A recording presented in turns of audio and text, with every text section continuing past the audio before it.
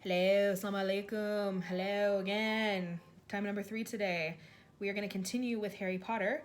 We just read chapter 12, in which Harry, Hermione, and Ron gave Crabbe and Goyle some very special cakes.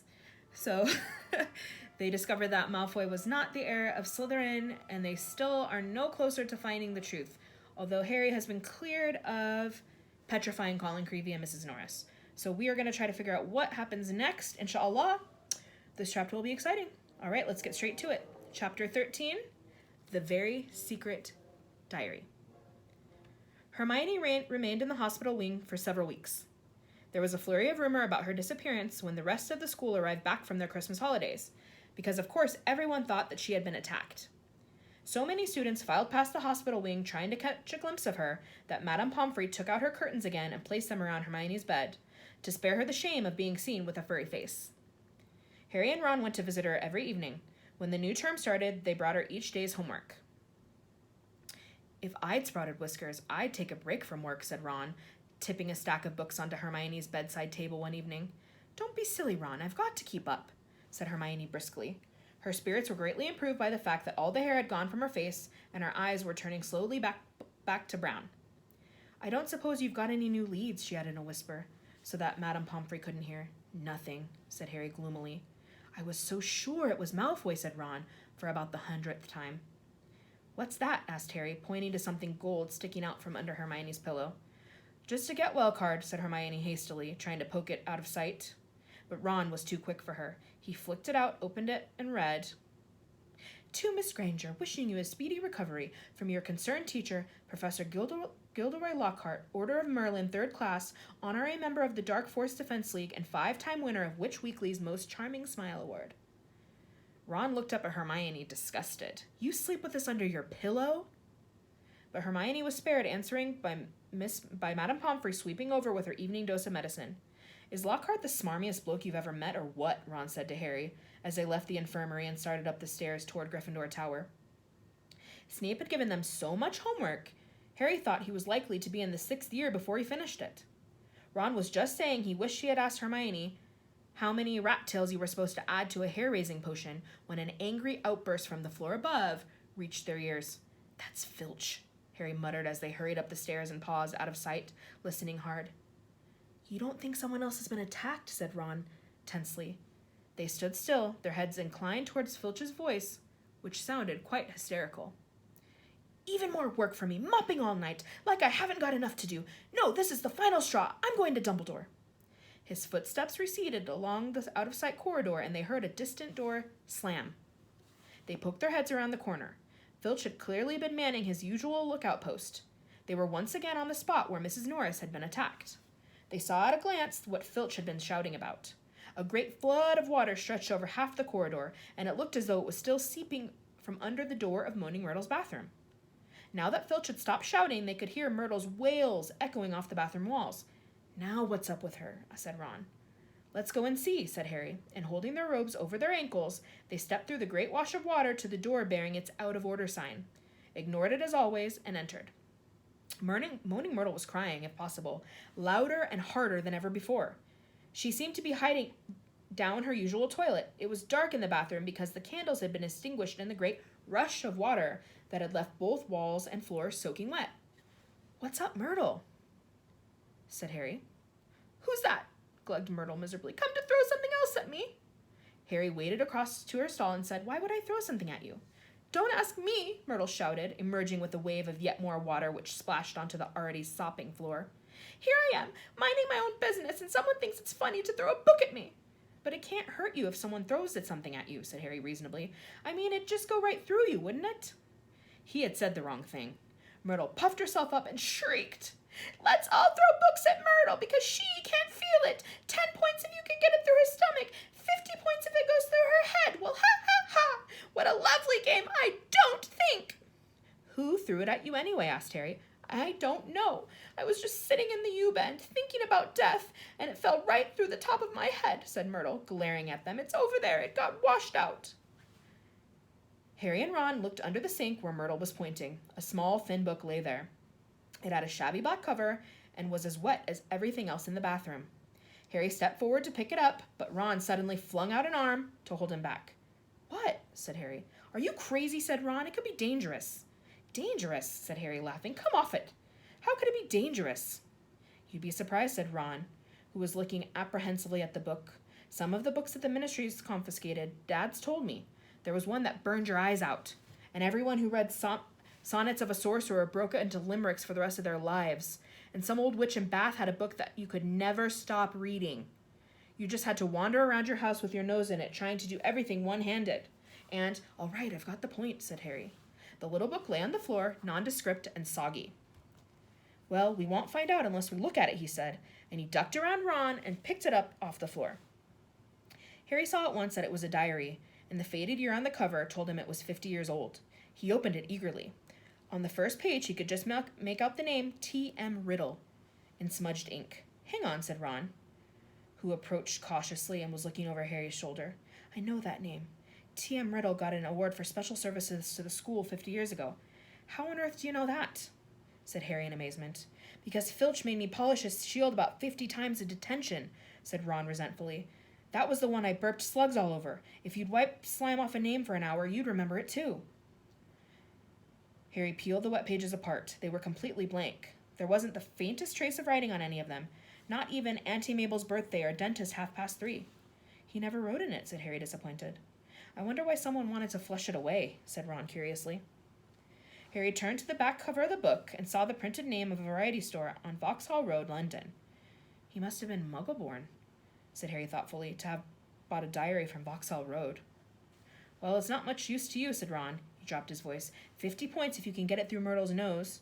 Harry, however, pocketed it. Hermione left the hospital wing de-whiskered, tailless, and fur-free at the beginning of February. On her first evening back in the Gryffindor Tower, Harry showed her T.M. Riddle's diary and told her the story of how they had found it. "Ooh, it might have hidden powers," said Hermione enthusiastically, taking the diary and looking at it closely. "If it has, it's hiding them very well," said Ron. "Maybe it's shy. I don't know why you don't chuck it, Harry." "I wish I knew why someone did try to chuck it," said Harry. "I wouldn't mind knowing how Riddle got an award for special services to Hogwarts either." "Could have been anything," said Ron. "Maybe he got 30 owls or saved a teacher from the giant squid. Maybe he murdered Myrtle. That would have done everyone a favor." But Harry could tell from the arrested look on Hermione's face that she was thinking what he was thinking. "What?" said Ron, looking from one to the other. "Well, the Chamber of Secrets was opened 50 years ago, wasn't it?" he said. "That's what Malfoy said." "Yeah," said Ron slowly. "And this diary is 50 years old," said Hermione, tapping it excitedly. "So—" "Oh, Ron, wake up!" snapped Hermione. "We know the person who opened the chamber last time was expelled 50 years ago. We know T.M. Riddle got an award for special services to the school 50 years ago. Well, what if Riddle got his special award for catching the heir of Slytherin? His diary would probably tell us everything, where the chamber is and how to open it and what sort of creature lives in it. The person who's behind the attacks this time wouldn't want that lying around, would they?" "That's a brilliant theory, Hermione," said Ron, with just one tiny little flaw. "There is nothing written in this diary." But Hermione was pulling out her wand out of her bag. "It might be invisible ink," she whispered. She tapped the diary 3 times and said, "Apericium." Nothing happened. Undaunted, Hermione shoved her hand back into her bag and pulled out what appeared to be a bright red eraser. "It's a revealer. I got it in Diagon Alley," she said. She rubbed hard on January 1st. Nothing happened. "I'm telling you, there's nothing to find in there," said Ron. "Riddle just got a diary for Christmas and couldn't be bothered filling it in." Harry couldn't explain, even to himself, why he didn't just throw Riddle's diary away. The fact was that even though he knew the diary was blank, he kept absent-mindedly picking it up and turning the pages as though it was a story he wanted to finish. And while Harry was sure he had never heard the name T.M. Riddle before, it still seemed to mean something to him, almost as though Riddle was a friend he'd had when he was very small and had half forgotten. But this was absurd. He had never had friends before Hogwarts, and Dudley made sure of that.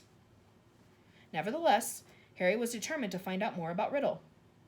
So next day at break, he headed for the trophy room to examine Riddle's special award, accompanied by an interested Hermione and a thoroughly unconvinced Ron, who told him they'd seen enough of the trophy room to last a lifetime.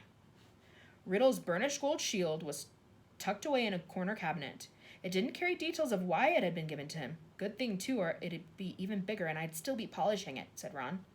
However, they did find Riddle's name on an old medal for magical merit and on the list of head boys. He sounds like a Percy, said Ron, wrinkling his nose in disgust. Prefect, head boy, probably top of every class. You say that like it's a bad thing, said Hermione in a slightly hurt voice. The sun had now begun to shine weakly on Hogwarts again. Inside the castle, the mood had grown more hopeful. There had been no more attacks since those on Justin and nearly headless Nick, and Madame Pomfrey was pleased to report that the mandrakes were becoming moody and secretive, meaning they were fast leaving childhood. The moment their acne clears up, they'll be ready for repotting again, Harry heard her telling Filch kindly one afternoon, and after that it won't be long until we're cutting them up and stewing them. You'll have Mrs. Norris back in no time. Perhaps the heir of Slytherin had lost his or her nerve, thought Harry. It must be getting riskier and riskier to open the Chamber of Secrets with the school so alert and suspicious. Perhaps the monster, whatever it was even now settling itself down to hibernate for another 50 years. Ernie Macmillan of Hufflepuff didn't take this cheerful view. He was still convinced that Harry was the guilty one, that he had given himself away at the dueling club. Peeves wasn't helping matters. He kept popping into the crowded corridor singing, "Oh, Potter, you rotter," now with a dance routine to match. Gilderoy Lockhart seemed to think he himself had made the attack stop. Harry overheard him telling Professor McGonagall so while the Gryffindors were lined up for transfiguration. "I don't think there'll be any more trouble, Minerva," he said, tapping his nose knowingly and winking. "I think the chamber has been locked for good this time. The culprit must have known it was only a matter of time before I caught him. Rather sensible to stop now before I come down hard on him. You know, what the school needs now is a morale booster. Wash away the memories of last term. I won't say any more just now, but I think I know just the thing." He tapped his nose again and strode off. Lockhart's idea of a morale booster became clear at breakfast time on February 14th. Harry hadn't had much sleep because of a late-running Quidditch practice the night before, and he hurried down to the Great Hall slightly late. He thought for a moment that he'd walked through the wrong doors. The walls were all covered with large, lurid pink flowers. Worse still, heart-shaped confetti was falling from the pale blue ceilings. Harry went over to the Gryffindor table where Ron was sitting, looking sickened, and Hermione seemed to have been overcome with the giggles. "What's going on?" Harry asked, sitting down and wiping confetti off his bacon. Ron pointed to the teacher's table, apparently too disgusted to speak. Lockhart, wearing lurid pink robes to match the decorations, was waving for silence. The teachers on either side of him were looking stony-faced. From where he sat, Harry could see a muscle going in Professor McGonagall's cheek. Snape looked as though someone had just fed him a large beaker of Skelligro.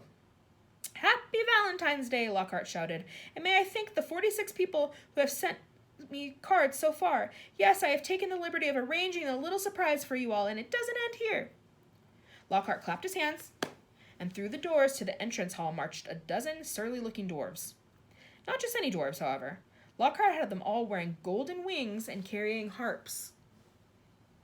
"My friendly card-carrying cupids," beamed Lockhart. "They will be roving around the school today delivering your valentines. And the fun doesn't stop here. I'm sure my colleagues will want to enter into the spirit of the occasion. Why not ask Professor Snape to show you how to whip up a love potion? And while you're at it, Professor Flitwick knows more about entrancing enchantments than any wizard I've ever met, the sly old dog." Professor Flitwick buried his face in his hands. Snape was looking as though the first person to ask him for a love potion would be force-fed poison. "Please, Hermione, tell me you weren't one of the 46, said Ron as they left the Great Hall for their first lesson. Hermione suddenly became very interested in searching her bag for a schedule and didn't answer. All day long, the dwarves kept banging into their classes to deliver valentines, to the annoyance of the teachers, and late that afternoon, as the Gryffindors were walking upstairs for charms, one of the dwarves caught up with Harry. "Oi, you! Harry Potter!" shouted a particularly grim-looking dwarf, elbowing people out of the way to get to Harry. Hot all over at the thought of being given a valentine in front of the line of first-years, which happened to include Ginny Weasley, Harry tried to escape. The dwarf, however, cut his way through the crowd by kicking people's shins and reached him before he'd gone 2 paces. "I've got a musical message to deliver to Harry Potter in person," he said, twanging his harp in a threatening sort of way. "Not here," Harry hissed, trying to escape. "Stay still," grunted the dwarf, grabbing hold of Harry's bag and pulling him back. "Let me go," Harry snarled, tugging. With a loud ripping noise, the bag split in two. His books, wand, parchment, and quill spilled onto the floor, and his ink bottle smashed over everything. Harry scrambled around, trying to pick it all up before the dwarf started singing, causing something of a holdup in the corridor. "What's going on here?" came the cold, drawling voice of Draco Malfoy. Harry started stuffing everything fervently into his ripped bag, desperate to get away before Malfoy could hear his musical valentine. "What's all this commotion?" said another familiar voice as Percy Weasley arrived.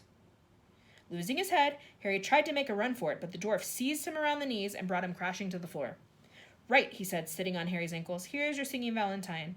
His eyes are as green as fresh pickled toad. His hair is as dark as a blackboard. I wish he was mine. He's really divine, the hero who conquered the Dark Lord." Harry would have given all the gold and Gringotts to evaporate on the spot. Trying valiantly to laugh along with everyone else, he got up, his feet numb from the weight of the dwarf, as Percy Weasley did his best to disperse the crowd, some of whom were crying with mirth. Off you go, off you go. The bell rang 5 minutes ago. Off to class now," he said, shooing some of the younger students away. "And you, Malfoy." Harry glanced over, saw Malfoy stoop and snatch up something. Leering, he showed it to Crabbe and Goyle, and Harry realized that he'd got Riddle's diary. "Give that back," said Harry quietly.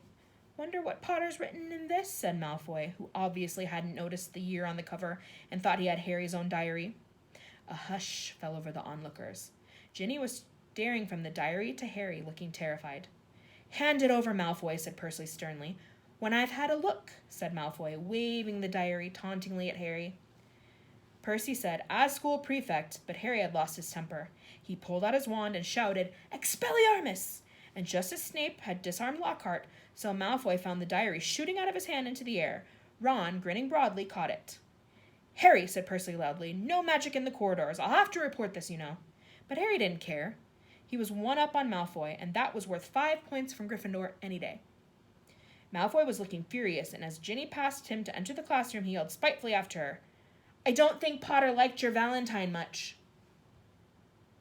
Ginny covered her face with her hands and ran into class. Snarling, Ron pulled out his wand too, but Harry pulled him away. Ron didn't need to spend the whole of Charms belching slugs. It wasn't until they had reached Professor Flitwick's class that Harry noticed something rather odd about Riddle's diary. All his other books were drenched in scarlet ink. The diary, however, was as clean as it had been before the ink bottle had smashed all over it. He tried to point this out to Ron, but Ron was having trouble with his wand again. Large purple bubbles were blossoming out of the end, and he wasn't much interested in anything else. Harry went to bed before anyone else in his dormitory that night. This was partly because he didn't think he could stand Fred and George singing, "His eyes are as green as fresh pickled toad," one more time, and partly because he wanted to examine Riddle's diary again, and knew that Ron thought he was wasting his time.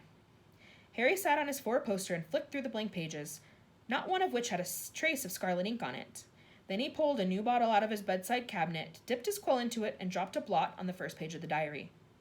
The ink shone brightly on the paper for a second, and then, as though it was being sucked into the page, vanished. Excited, Harry loaded up his quill a second time and wrote, "My name is Harry Potter." The words shone momentarily on the page, and they too sank without a trace. Then at last, something appeared. Oozing back out of the page in his very own ink came words Harry had never written. "Hello, Harry Potter. My name is Tom Riddle. How did you come by my diary?" These words, too, faded away, but not before Harry had started to scribble back. "Someone tried to flush it down a toilet." He waited eagerly for Riddle's reply. "Luckily that I recorded my memories in some more lasting way than ink, but I always knew that there would be those who would not want this diary read." "What do you mean?" Harry scrawled, blotting the page in his excitement. "I mean that this diary holds memories of terrible things, things that were covered up, things that happened at Hogwarts School of Witchcraft and Wizardry." "That's where I am now," Harry wrote quickly. "I'm at Hogwarts, and horrible stuff's been happening. Do you know anything about the Chamber of Secrets?" His heart was hammering. Riddle's reply came quickly. His writing became untidier, as though he was hurrying to tell all he knew. "Of course I know about the Chamber of Secrets. In my day, they told us it was a legend, that it did not exist. But this was a lie. In my 5th year, the chamber was opened, and the monster attacked several students, finally killing one. I caught the person who'd opened the chamber, and he was expelled. But the headmaster, Professor Dippet, ashamed that such a thing had happened at Hogwarts, forbade me to tell the truth. A story was given out that the girl had died in a freak accident. They gave me a nice, shiny engraved trophy for my trouble and warned me to keep my mouth shut. But I knew it could happen again. The monster lived on, and the one who had the power to release it was not imprisoned." Harry nearly upset his ink bottle in his hurry to write back. It's happening again now. There have been 3 attacks, and no one seems to know who's behind them. Who was it last time? I can show you if you like, came Riddle's reply. You don't have to take my word for it. I can take you inside my memory of the night when I caught him. Harry hesitated, his quill suspended over the diary. What did Riddle mean? How could he be taken inside somebody else's memory? He glanced nervously at the door to the dormitory, which was growing dark. When he looked back at the diary, he saw fresh words forming. Let me show you. Harry paused for a fraction of a second and then wrote 2 letters. Okay. The pages of the diary began to blow as though caught in a high wind, stopping halfway through the month of June. Mouth hanging open, Harry saw that the little square for June 13th seemed to have turned into a minuscule television screen. His hands trembling slightly, he raised the book to press his eye against the little window.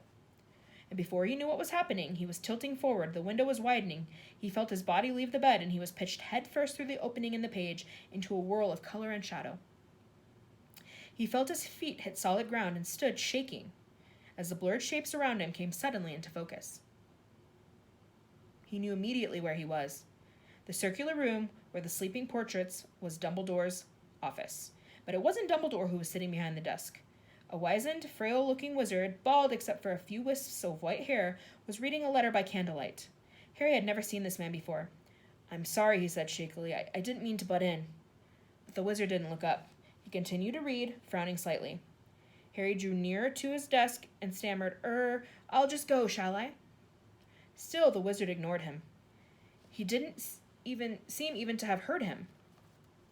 Thinking that the wizard might be deaf, Harry raised his voice. Sorry I disturbed you, I'll go now, he half shouted. The wizard folded up the letter with a sigh, stood up, walked past Harry without glancing at him, and went to draw the curtains in his window. The sky outside the window was ruby red. It seemed to be sunset. The wizard walked back to his desk, sat down, and twiddled his thumbs, watching the door. Harry looked around the office. No Fawkes the Phoenix, no whirring silver contraptions.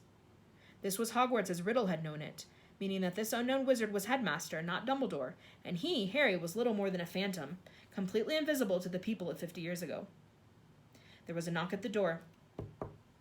Enter, said the old wizard in a feeble voice. A boy of about 16 entered, taking off his pointed hat. A silver prefect's badge was glinting on his chest. He was much taller than Harry, but he, too, had jet-black hair. Ah, Riddle, said the headmaster. You wanted to see me, Professor Dippet, said Riddle. He looked nervous. Sit down, said Dippet. I've just been reading the letter you sent me. Oh, said Riddle. He sat down, gripping his hands together very tightly. My dear boy, said Dippet kindly, I cannot possibly let you stay at school over the summer. Surely you want to go home for the holidays. No, said Riddle at once. I'd much rather stay at Hogwarts than go back to that. You live in a Muggle orphanage during the holidays, I believe, said Dippet curiously. Yes, sir, said Riddle, reddening slightly. You are Muggle-born? Half-blood, sir, said Riddle. Muggle father, witch mother. And your parents are both... My mother died just after I was born, sir. They told me at the orphanage she lived just long enough to name me, Tom after my father, Marvolo after my grandfather. Dippet clucked his tongue sympathetically. The thing is, Tom, he sighed, special arrangements might have been made for you, but in the current circumstances... You mean all those attacks, sir, said Riddle? And Harry's heart leapt, and he moved closer, scared of missing anything. Precisely, said the headmaster. My dear boy, you must see how foolish it would be of me to allow you to remain at the castle when term ends, particularly in light of the recent tragedy, the death of that poor little girl. You will be safer by far at your orphanage. As a matter of fact, the Ministry of Magic is even now talking about closing up the school. We are no nearer locating their source of the unpleasantness. Riddle's eyes had widened. Sir, if the person was caught, if it all stopped... What do you mean? Said Dippet with a squeak in his voice, sitting up in the chair. Riddle, do you mean you know something about these attacks? No, sir, said Riddle quickly. But Harry was sure it was the same sort of no that he himself had given Dumbledore. Dippet sank back, looking faintly disappointed. You may go, Tom. Riddle slid off his chair and slouched out of the room. Harry followed him. Down the moving spiral staircase they went, emerging next to the gargoyle in the darkening corridor. Riddle stopped, and so did Harry, watching him. Harry could tell that Riddle was doing some serious thinking. He was biting his lip, his forehead furrowed. Then, as though he had suddenly reached a decision, he hurried off, Harry gliding noiselessly behind him. They didn't see another person until they reached the entrance hall, when a tall wizard with long, sweeping auburn hair and a beard called to Riddle from the marble staircase. What are you doing wandering around this late, Tom? Harry gaped at the wizard. It was none other than a 50 years younger Dumbledore. "I had to see the headmaster, sir," said Riddle. "Well, hurry off to bed," said Dumbledore, giving Riddle exactly the kind of penetrating stare that Harry knew so well. "Best not to roam the corridors these days, not since—" He sighed heavily, bade Riddle good night, and strode off. Riddle watched him walk out of sight and then, moving quickly, headed straight down the stone steps to the dungeons, with Harry in hot pursuit. But to Harry's disappointment, Harry led him not into a hidden passageway or a secret tunnel, but to the very dungeon in which Harry had potions with Snape. The torches hadn't been lit, and when Riddle pushed the door almost closed, Harry could only just see him, standing stock still by the door, watching the passage outside. It felt to Harry that they were there for at least an hour. All he could see was the figure of Riddle at the door, staring through the crack, waiting like a statue.